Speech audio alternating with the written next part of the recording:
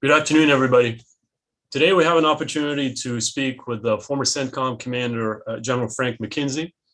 This conversation is part of the Defense Leadership Series of the MEI Defense and Security Program, of which I am the director. My name is Bilal Saab. In addition to my role at MEI, I am an adjunct professor at Georgetown University's School of Foreign Service. This is episode number 18.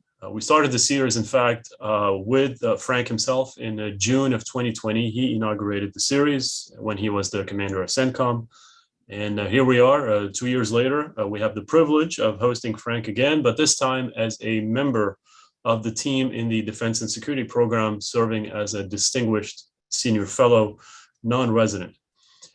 Frank, in the interest of time, I'll ask everybody to check your bio on our website, www.mei.edu. But let me just mention at least your current positions.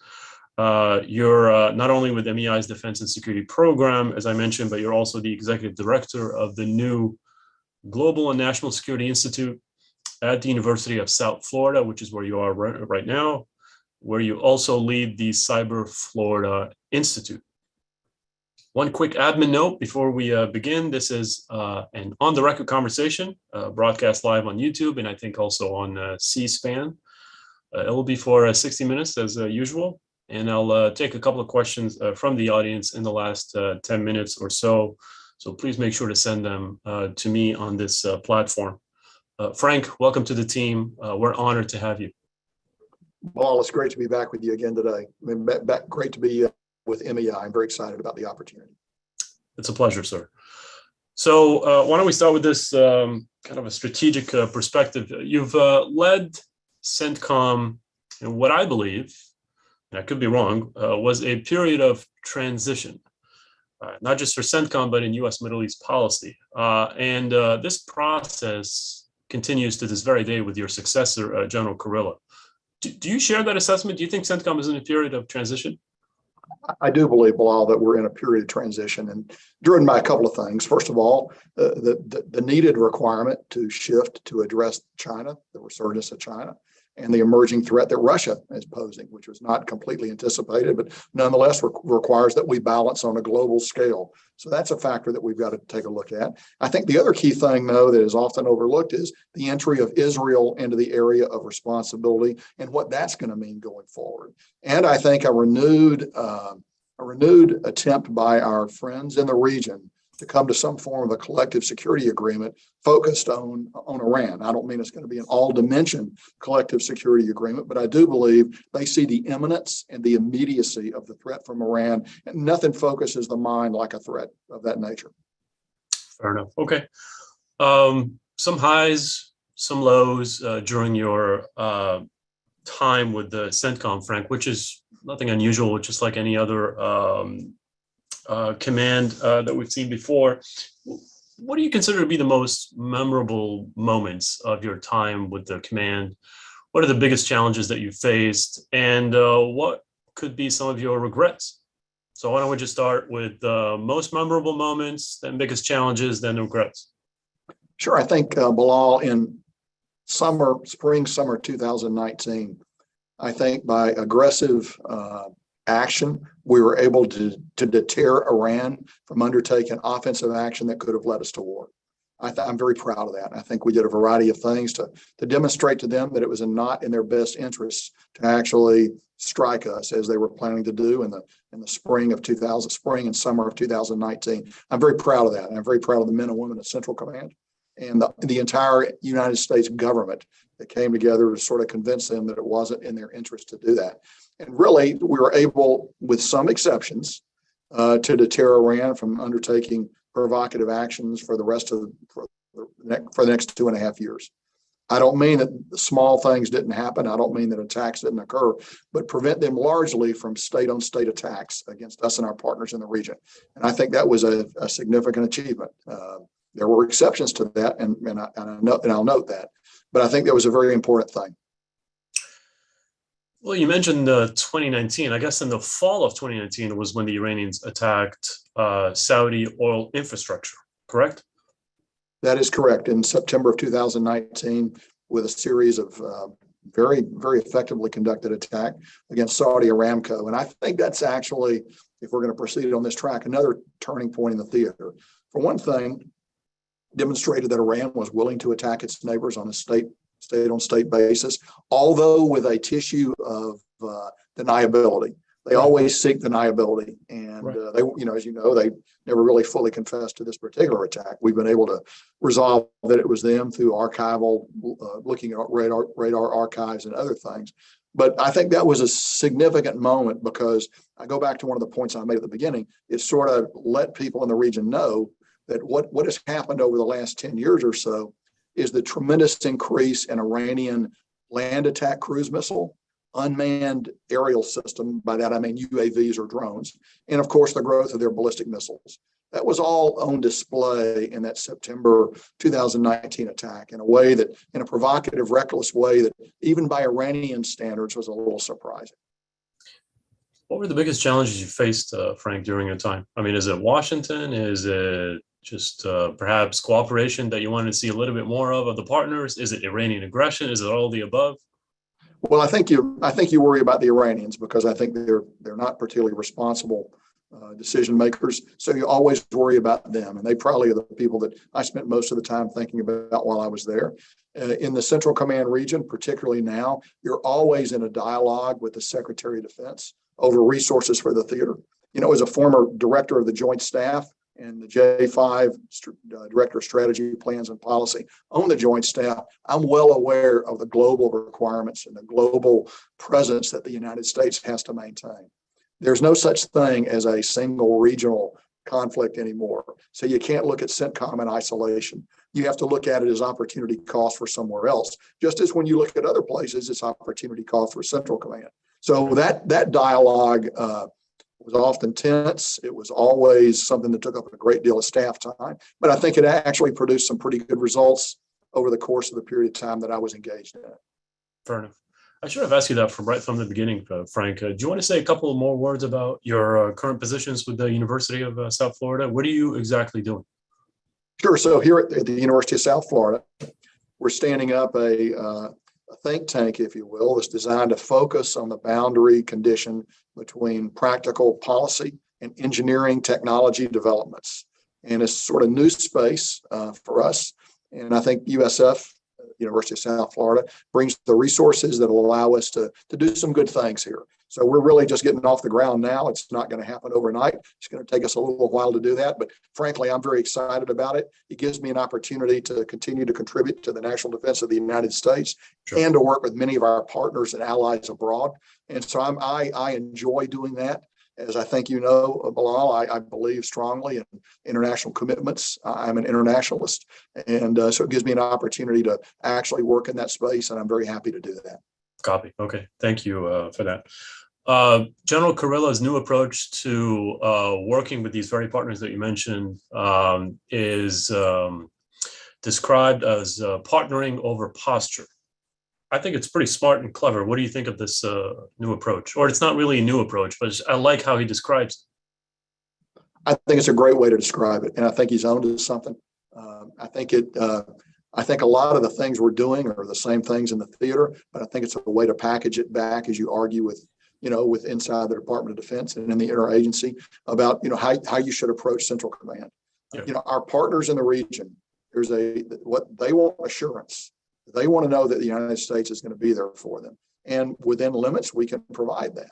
They want U.S. equipment. Again, given a choice, everybody wants to buy U.S. If they're not buying U.S., there's a reason why they're not buying U.S. It may be frustration with the lengthy process of buying that equipment or something else. But given a choice, people want to be aligned with the United States. And I think General Kurilla is doing some very good work going forward, both in the region and back up in D.C., sort of manufacturing a new way ahead. Fair enough. Okay. Frank, you've been very vocal about Afghanistan. So here's another opportunity for you to exploit the fact that you're no longer a soldier, you are a retired citizen. So tell us, just in your own perspective, how do you think we handled Afghanistan? What are some of the things that you think we should have done differently? Well, Bilal, I've been pretty clear that I felt we should not have left Afghanistan. I believe that we had the opportunity to leave a small footprint there. It would have been hard for the Taliban to get after that. I don't want to say that it would have been a bloodless event, because we'll never know, because we didn't execute that course of action. But I felt it was very much in our best interests to maintain enough of a presence there to keep the government of Afghanistan up and running, to keep Afghan forces in the field, because all of that would have contributed to what was our really long-term reason for being in Afghanistan, which is the CT fight, the counter-terrorist fight against Al-Qaeda and ISIS and other violent extremist organizations. And it was my judgment that maintaining a presence there, a small presence, a hard, small presence, well supported by over-the-horizon firepower, would have given us the opportunity to do that. And that's not the course of action that we took.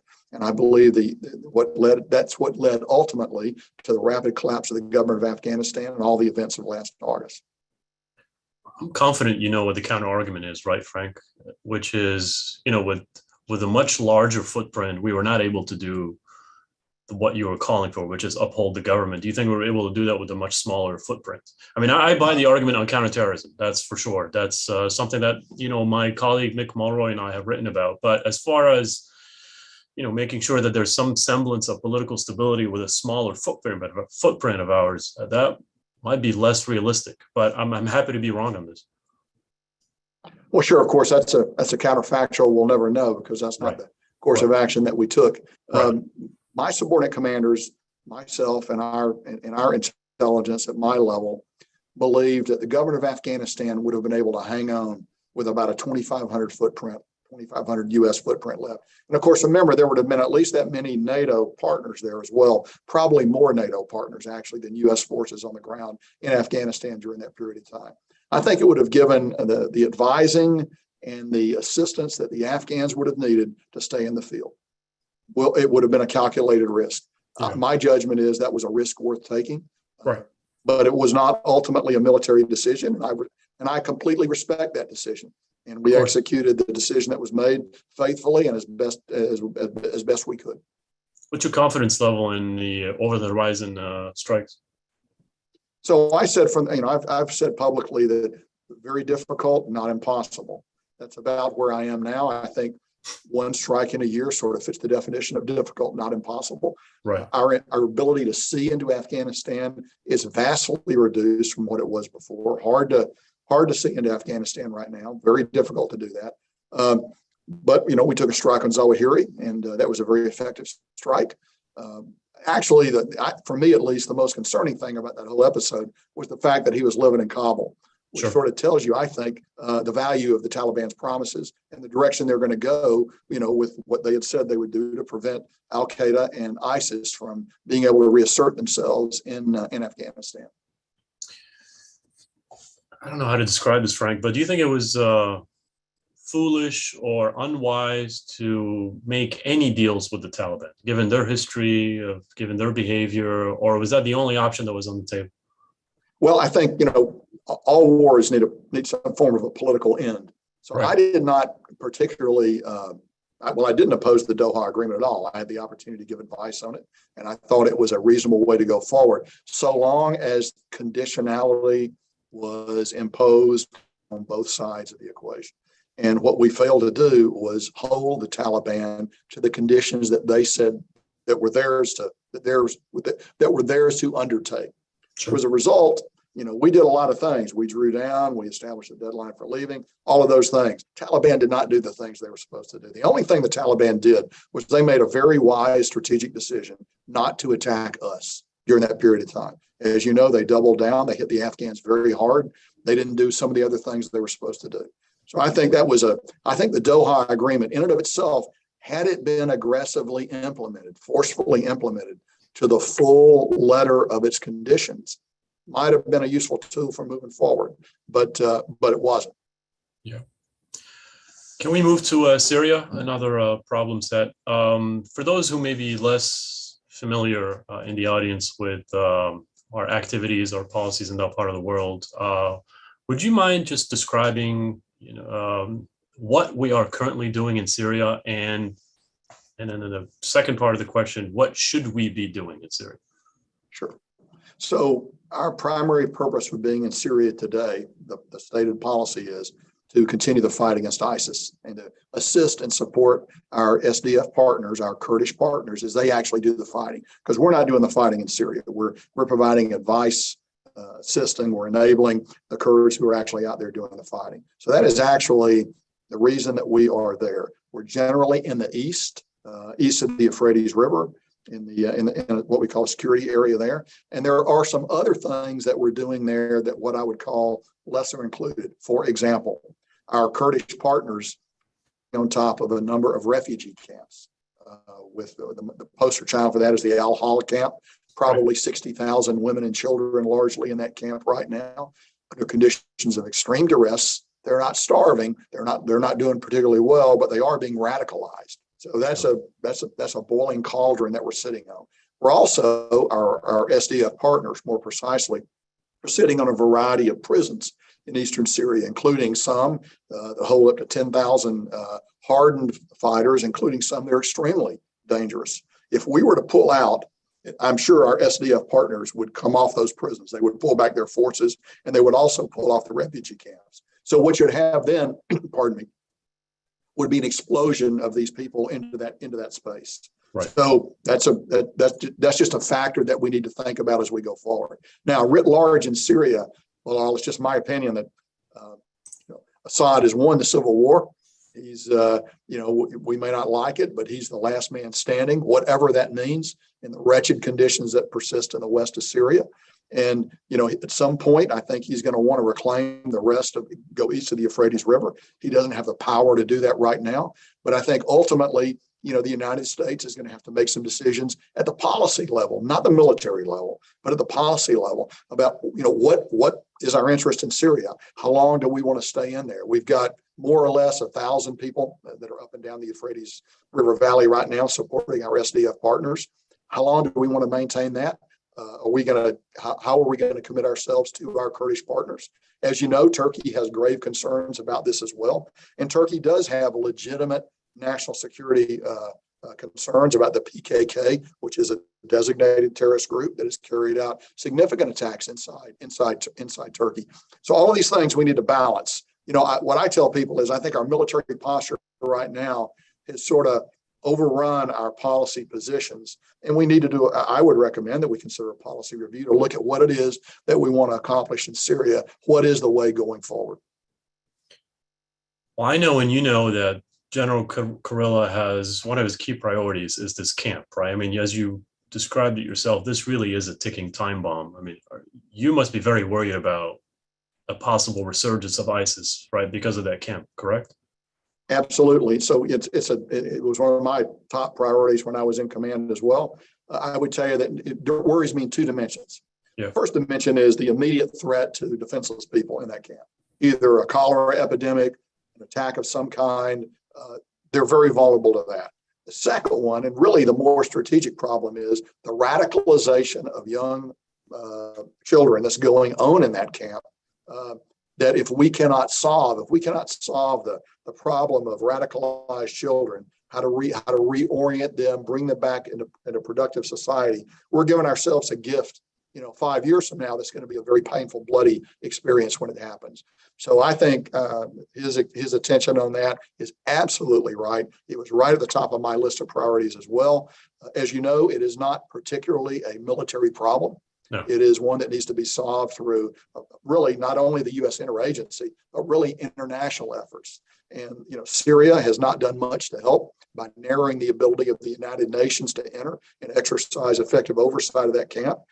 There are a lot of problems there that sort of make Al-Hol the poster child for this kind of situation. But again, unless we find a solution for it, we're going to pay a very steep price down the road.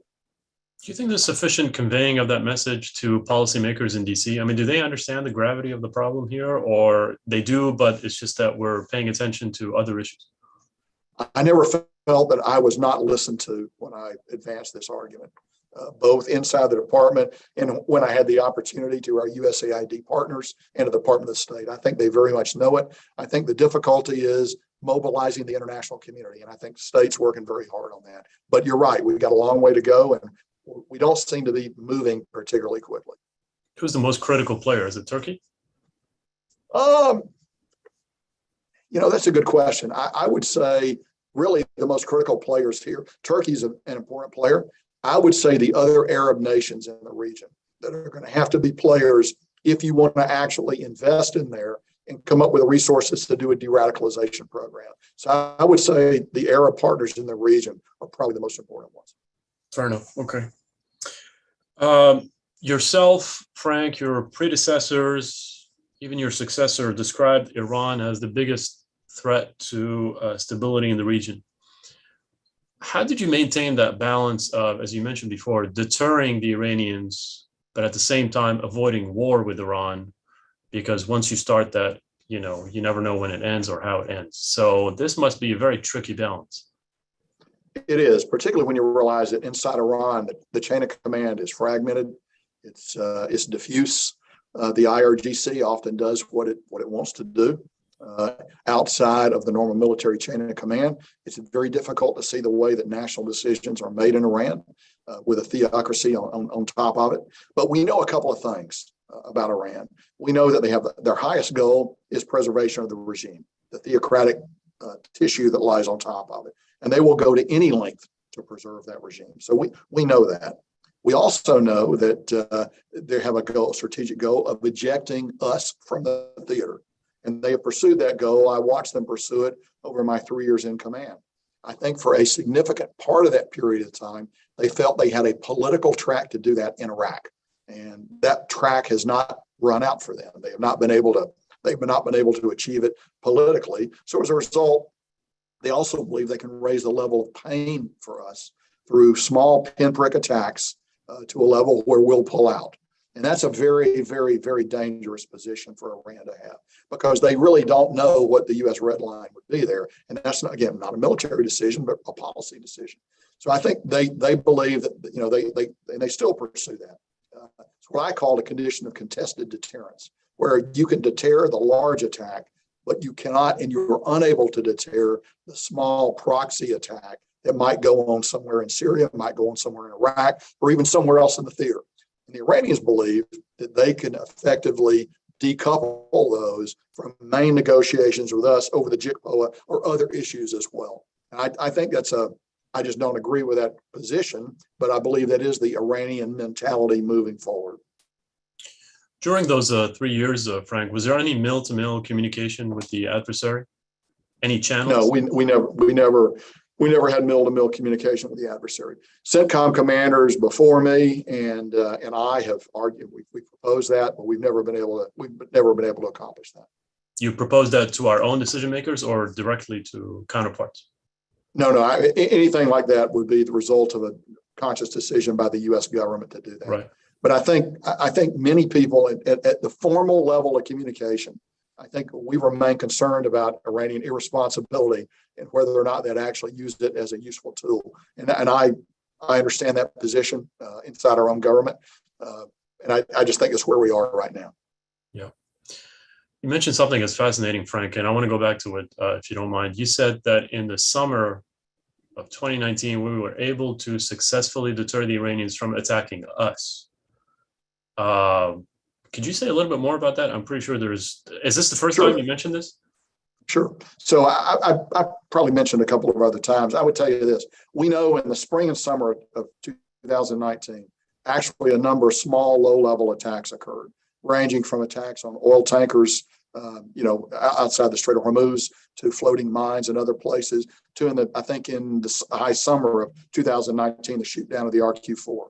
But what we were able to prevent was a larger, a bloodier attack that could have happened. And I believe that we were able to prevent that from occurring by the forces that we brought into the theater and by particularly the aggressive way that we employed our ISR, our intelligence assets. The one thing the Iranians don't like is they don't like to be looked at.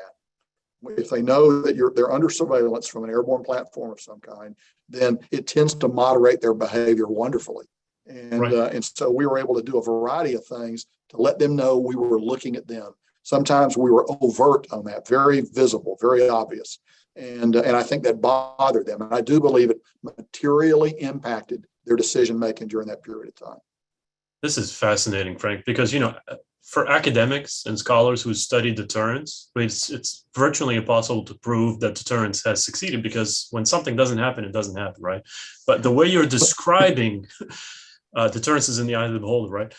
The way you're describing it, it's just fascinating that it shows you that there's a sufficient, confidence or evidence that they were deterred from pursuing a certain course of action because of actions that you have pursued.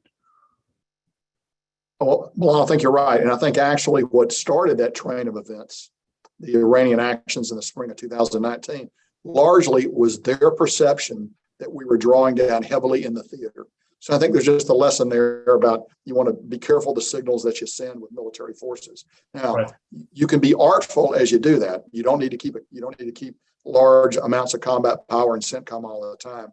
But they need to know and understand that we can flow it in very quickly. You need to be innovative in the way you bring it in when you do. There are lots of things you can do there. But I do believe we had that effect on them in the spring, summer of 2019. Now, look, they still pursued what eventually led to the death of Qasem Soleimani in Iraq in early 2020, because they were still pursuing that eject us from the theater strategy that we talked about.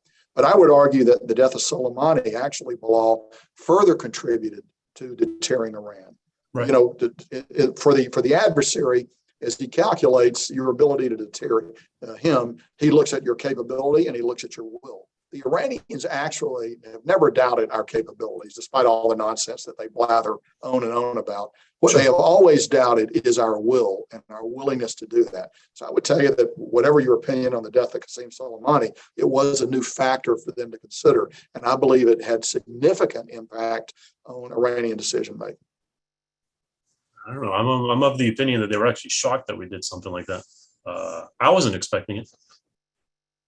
Well, I think the testimony, not the testimony, but look at the interview with Foreign Minister Zarif that was in the New York Times last year, the year before. He was taping his oral history interview, which someone in Iran leaked, and I think it would give you a good measure of the surprise they felt when it happened. Right. I keep going back to this moment because I feel like it was quite unprecedented, and it was almost like an inflection point in the region. But describe to us the day after, or the moments after Iran struck Saudi Arabia in 2019 for you. Like, what were you thinking? What procedures were put in place to prevent another attack? And also, was it wise for us not to respond at the time? Sure. So first of all, I think it was wise for us not to strike Iran at that time. I just think that it was not something that was in the best interest of the United States to do that. What we did, though, was undertake a variety of measures to assure our partners, the Saudis, that we were with them. We flowed significant forces into the theater, brought ballistic missile defense systems in, brought a high altitude anti-ballistic missile system in. We did some things in Saudi Arabia to assist them in their own defense. So what we did was we went to a higher level of planning with Saudi Arabia for the defense of the Arabian Peninsula. All of those things were undertaken in the immediate aftermath of that attack.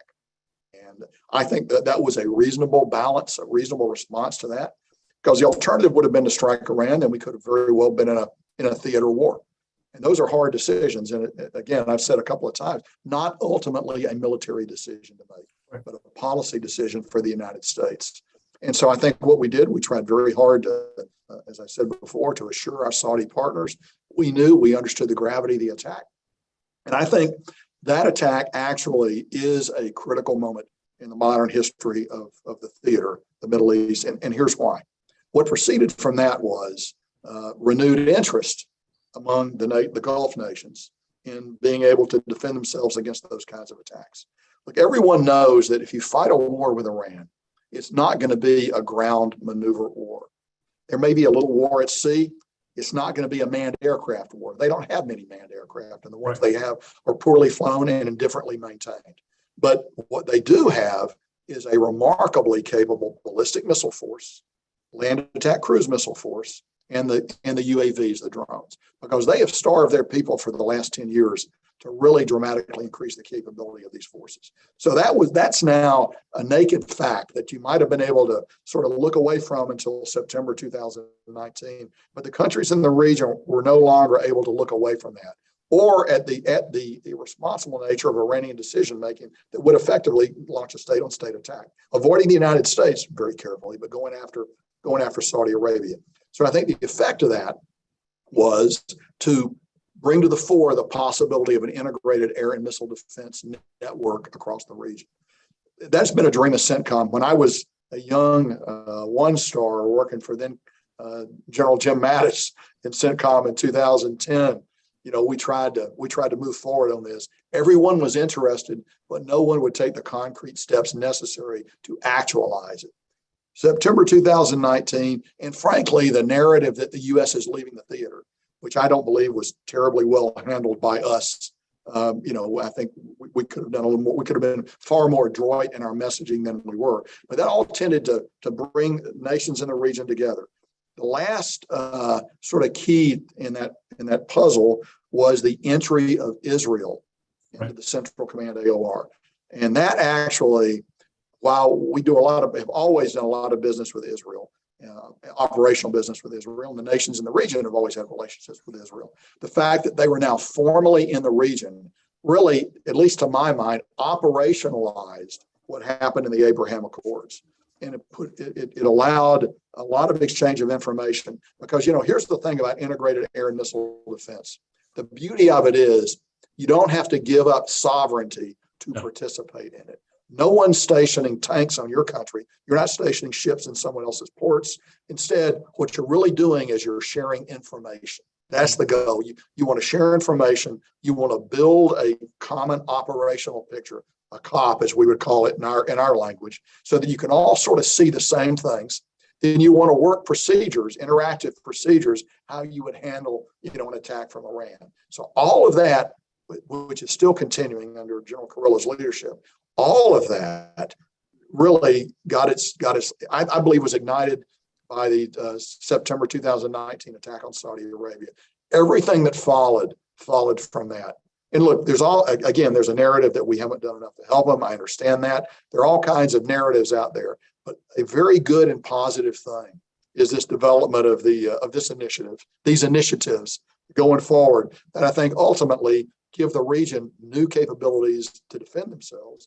One, and two, also aid the entrance of Israel into the area of operations as well, because Israel has remarkable capabilities in this domain, and the nations in the region are very smart. They know and understand that.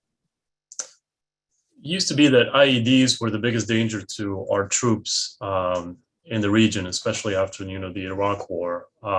Now it's drones. Do you think that's a game changer in the battlefield? And what are some of the measures that you see we should be pursuing to acquire better defenses against those weapons? Sure. So I actually believe that the new and startling danger in the theater is drone warfare, the rise of UAVs. And I mean, ranging from very small ones to, large ones that are the size of fighter aircraft.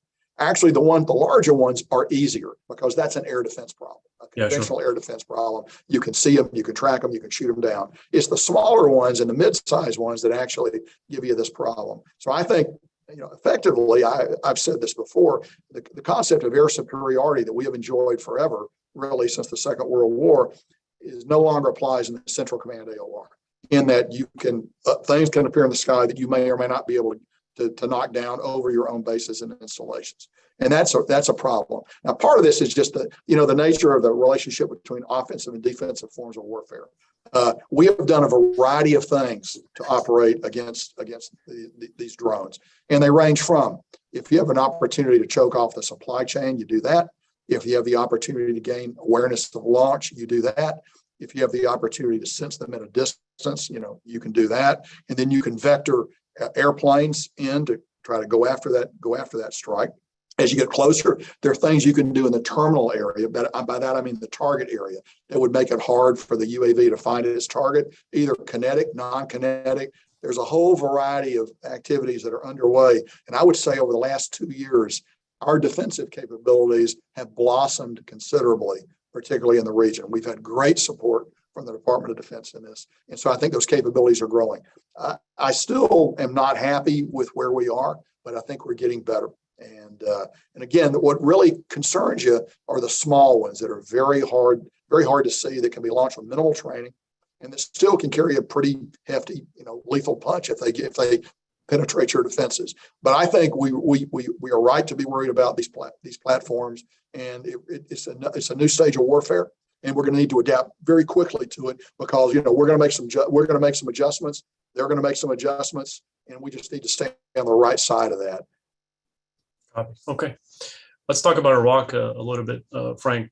Operation Inherent Resolve has transitioned not too long ago from combat mission to one that's focused on advising and assisting Iraqi partners.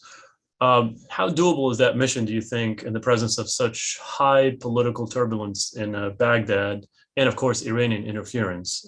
And do you see us basically losing hope at some point and getting out of the country like we did in Afghanistan? So we've undertaken a strategic dialogue with the government of Iraq, and that's produced a clear Iraqi desire for us to remain in Iraq, advising, assisting, doing a variety of things, and we'll negotiate whatever that troop strength looks like going forward with the government of Iraq. I would agree with you that the current political imbroglio there is discouraging. But I will tell you who is also at least as discouraged as us, and maybe even more discouraged, are the Iranians. Right. Because there's also broad resentment at Iranian meddling in Iraq.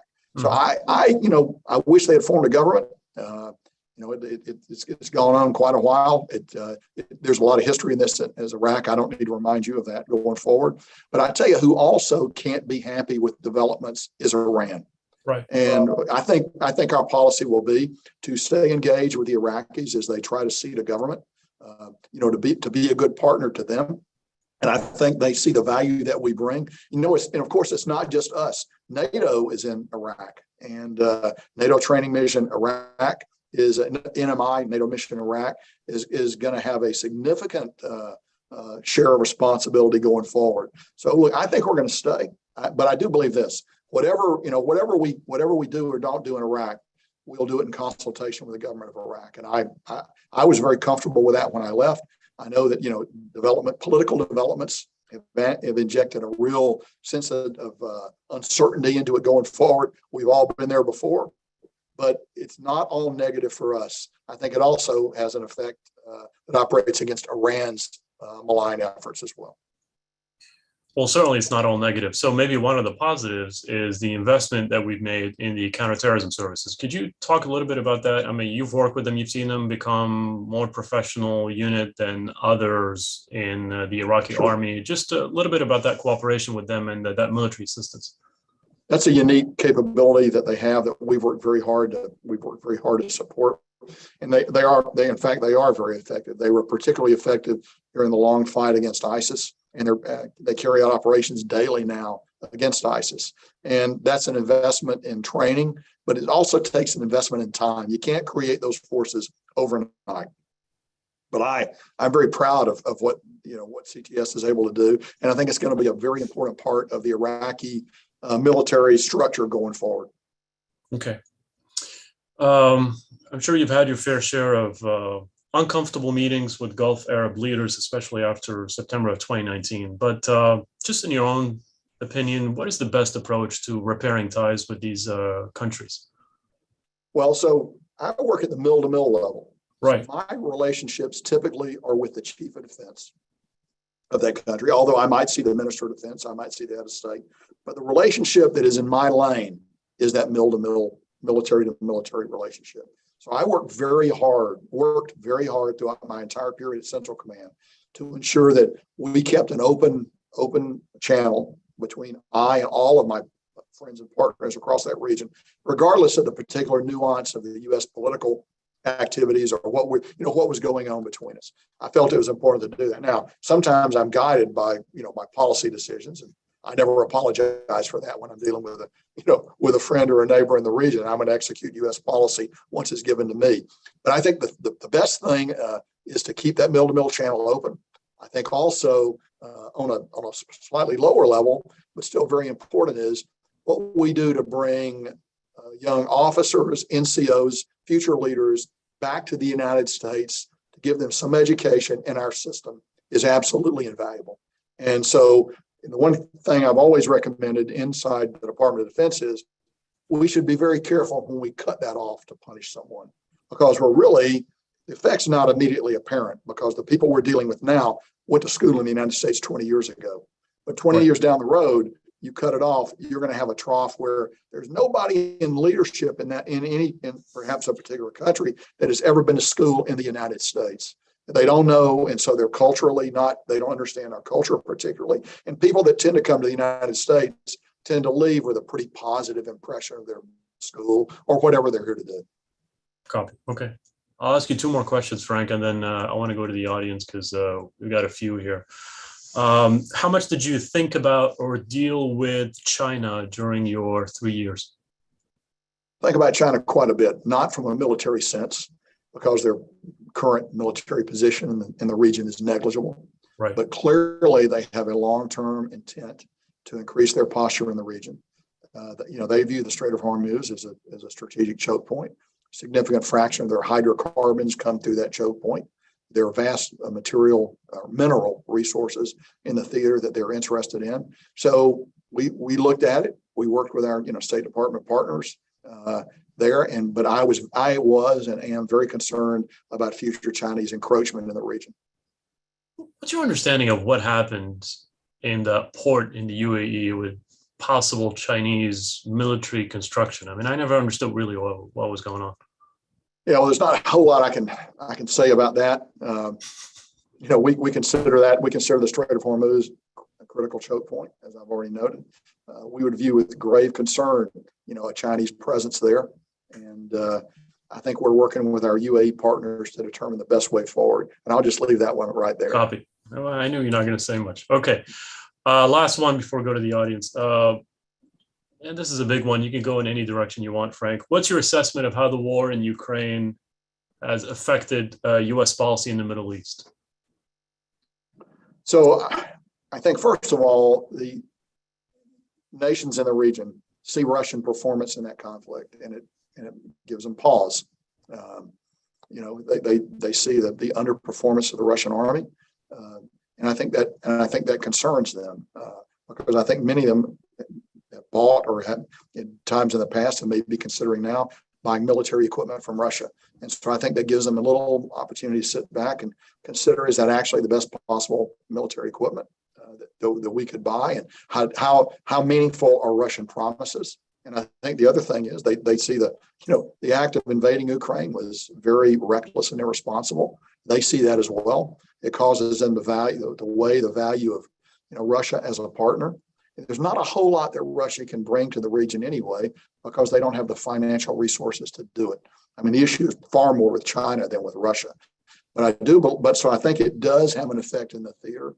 It probably will have an effect in the stands more than anywhere else. Not Tajikistan so much, but certainly Kazakhstan, Uzbekistan, other countries up there, as they sort of look at their relationship with Russia going forward. And I think it's got to be of concern to them. And a lot will depend on, frankly, how this war ends. Right. What's going to be the end state of it. And I think we're still a little ways away from that. Do we still have a presence anywhere in the stands? We used to, but then we gave it up, right? Correct. We only people that are there with the embassy platforms. Okay. Did that pose a big challenge for your operations? Not particularly. We were able to adjust and go other routes. Copy. Okay. I'll start from the bottom, Frank, with Michael, which I think is a good question. And I'll tweak it a little bit. How much of a priority do you think it is for us to the extent that we can, bring an end to the conflict in Yemen? So how much of a priority is the Yemen war for us? Well, I think it's a priority. I don't think it's our highest priority. I think, again, what our interest in Yemen is very simple and straightforward, is to prevent the development of attacks against our homeland from the Arabian Peninsula. So given that, then what sort of helps you do that? I think what helps you do that is to reduce the ungovernable space that's there. And that means trying to find some end to that conflict. It's my judgment that the Kingdom of Saudi Arabia is ready to come to terms with the Houthis over a potential political settlement there. I think UAE is as well. Ultimately, I think really the ball is in the Houthi court, and they under pressure from their Iranian masters who have no interest in that conflict coming to an end. I think they're still trying to struggle with how that can be. And I don't think the Houthis have, let me rephrase that. The Houthis have an opportunity. That opportunity won't stay open forever, but they should grasp it now. I think they would get reasonably good terms if they did that. So I think the onus is really on them right now to find a meaningful way forward. Copy. Okay. I'll take the question from Joseph, who, if I don't, really won't be happy with me. It's kind of a two-part question. So how important is it for us to maintain the support for the Lebanese armed forces? And then the second part is, are you worried that it might collapse given the tremendous financial challenges, not just of the force, but of frankly, the entire country? So throughout my entire time as a CENTCOM commander, and as long as I've been associated with Central Command, I felt that support for the LAF is a very high priority. I think it's one of the most important things that we do inside Lebanon. The LAF should be the sole armed representative of the state. As you know, there are problems with that. Lebanese Hezbollah in particular challenge that. And we go back and forth sometimes inside the interagency about how much support we could give them. But I believe it's the one entity in the state that works reasonably well. They did magnificent work after the port explosion in Beirut. And I have had the opportunity to visit Lebanon a couple of times, and I've been very impressed with what I've seen. I don't want to minimize, the threat that Lebanese Hezbollah poses, though, to the operation of the LAF, possible penetration of the LAF. I acknowledge all that. But as usual, in the Central Command region, the Middle East, you don't get a perfect solution. You have to accept a solution that's less than perfect. And I believe the Lebanese armed forces are the best we can do inside Lebanon. Now, to the other half of the question, I'm very concerned about the current fiscal situation inside Lebanon. They need to do some things that will allow external banks and agencies, the World Monetary Fund, other agencies to actually give them help. But, they appear to be gridlocked in their inability to come up with a meaningful way forward that would allow other entities to help them out of their financial death spiral that they're in now. And the LAF gets a lot of help from us, gets a lot of help from its neighbors. You don't want to be in a situation where an army can't feed its soldiers. That's a bad situation to be in. And we've skirted very closely to that here over the last couple of years in Lebanon. We sometimes don't look at Lebanon closely enough. I looked at it very closely the whole time I was in command, because if it went off the cliff, that would be a northern border of Israel out to the west of Syria. That's critical terrain. That would be very bad, not only for the people of Lebanon, but for also our interests in the region. Okay. Marwa Maziad, who is a non-resident senior fellow with us in the program, is asking you to please just delve a little bit deeper into your concept of contested deterrence. Could you say a little bit more about that, Frank? Sure. So, look, deterrence, as we all know, and you so eloquently talked about a few minutes before, you want to cast doubt in the mind of the opponent that the potential gain is worth the pain that will be inflicted on him, or that you can deny him. So by denial or by punishment, whichever one. In the Middle East, typically it's deterrent by punishment. If you undertake this act, we're going to hurt you to such a degree that whatever you're going after, it won't be worth the pain that we're going to impose upon you when that's finished. So the other part of that equation, and we touched on it briefly before, is in addition to that, the potential aggressor has to weigh your capability and your will. Are you really capable of executing the measures that you're talking about? And are you willing to execute those measures? Well, so for many years, again, Iran has never doubted our capability. What they have doubted, though, is our willingness to actually impose punishment on them if they undertake an action that would be dangerous for the region. So, pardon me. So I think as a result of that, so what we see is, after 2019 in particular, when we brought forces back into the theater after that upswing of Iranian activity, largely we didn't see large-scale attacks, and there was the possibility in the spring and summer of 2019 of significant attacks. Yep. And they rolled back off those. At the same time, though, they continued to pursue the strategy of pushing us out of the theater by inflicting enough pain below the level of what they calculated an American response would be so that we would back off, but without blooding their nose or hurting them. Sure. So that's a calculation that only the Iranians could convince themselves that it would work in their own torturous internal decision making. But nonetheless, that was the approach that they tried to do. So that's how you get to what I call contested deterrence. Your main deterrence is working, but all kinds of pinpricks are going on below that level. So the problem is, what actually is going to rise above that level, and particularly when you've got an irresponsible actor on the other side, like the Iranians. Always the possibility of that happening. Additionally, there's always the possibility of inadvertent escalation, inadvertent action that raises above that horizon, if you will. So for me, at least, that was the mental model that I used as we looked at the theater, as we sort of balanced forces, as I continued the dialogue inside the interagency process about what CENTCOM needed and what we could be doing, should be doing, and then also what our partners in the region were doing. Got it. Okay. Hey, one last point, though. Sure. Yep. You hit on it. You only really know you've lost deterrence in hindsight. It's very easy to see retrospectively when that happens. It's very difficult to anticipate that. Yep. That's very true. This one's from Elizabeth, who I want to thank because she's asked several questions. So at least I owe her one question. Frankly, it's more of a policy question, so feel free to answer it any way you want, Frank. And this is also a question I've been thinking about myself. So do you know anything about the status of the UAE F-35 deal, and if the Israelis would be comfortable with the Emiratis using the platform in joint exercises? Not really, not at a level that we can talk about here. Right. There's not much I could give you on that. I mean, I will say everybody wants the F-35. It's a great platform, does great work. But we have certain requirement to consult with Israel as we provide that to other countries in the region. And I would prefer not to get into that. So we're referring to the qualitative military edge, right? As far as the policy is concerned. Okay. That's correct.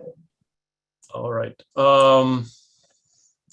See, I don't want to misrepresent the next one because it's quite tricky, so I'm just going to read it.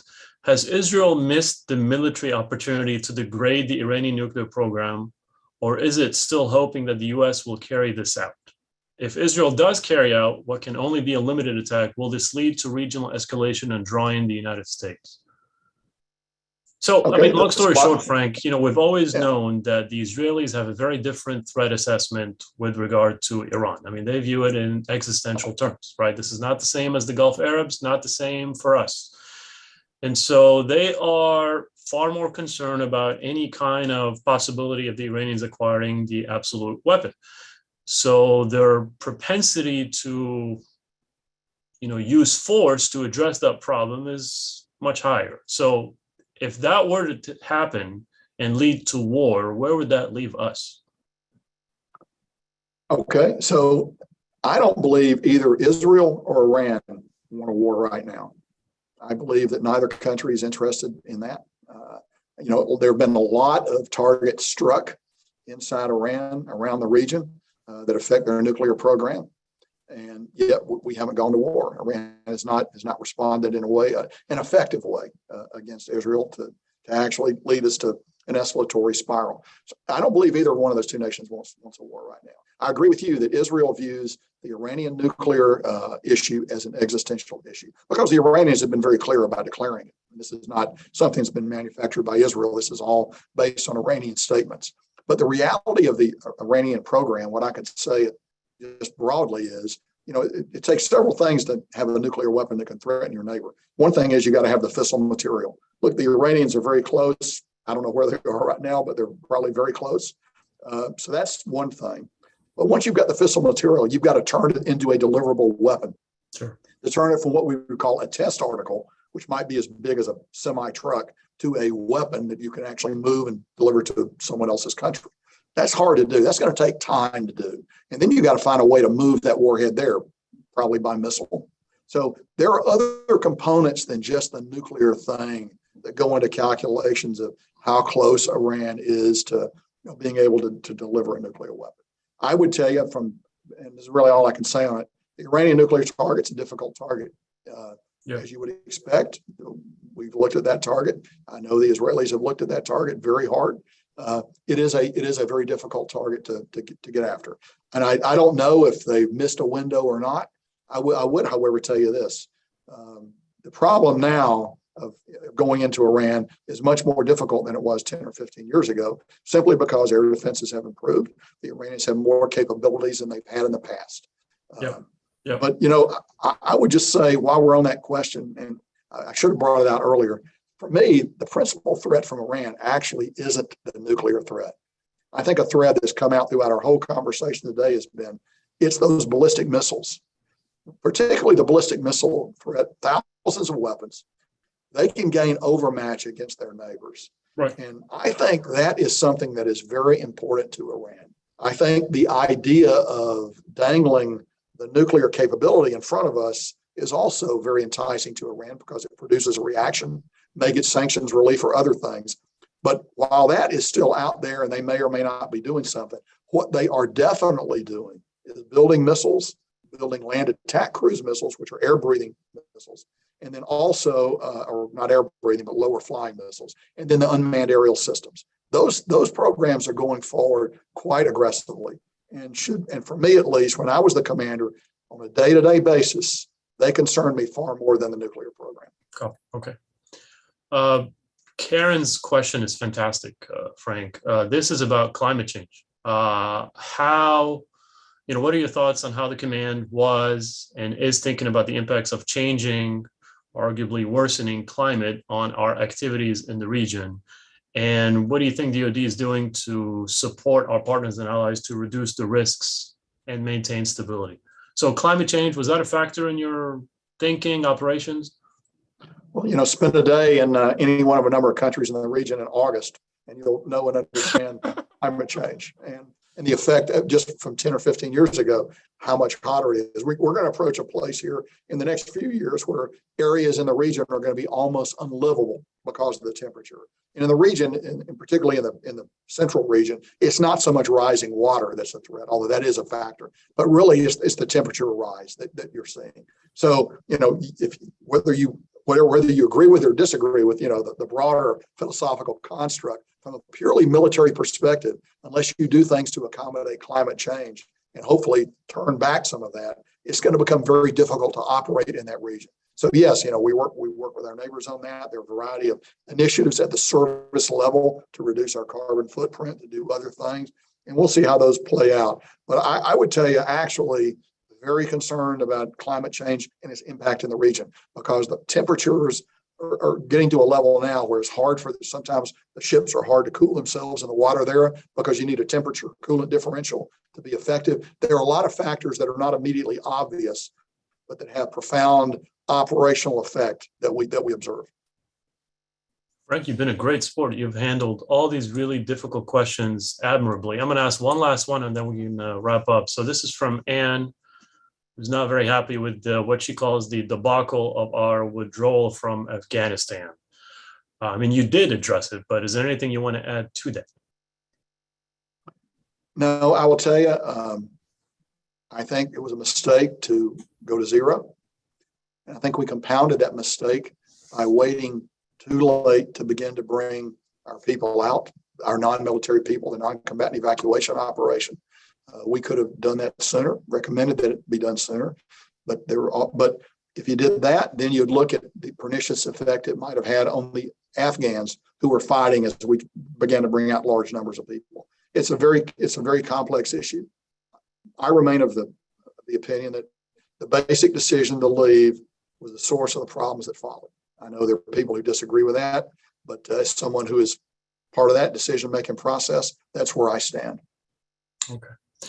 Well, let me thank the audience for tuning in this afternoon, Frank. And of course, I want to thank you not only for participating in here, but for choosing us to become a member of our team. We're absolutely honored. It's a pleasure to have you with us. Any final thoughts, Frank? No, Bilal, I'm always glad to join you. The Middle East Institute does great work. I'm happy to be on the team, and I look forward to collaborating with you on future projects. Thank you so much. Copy. Good luck with everything you're doing.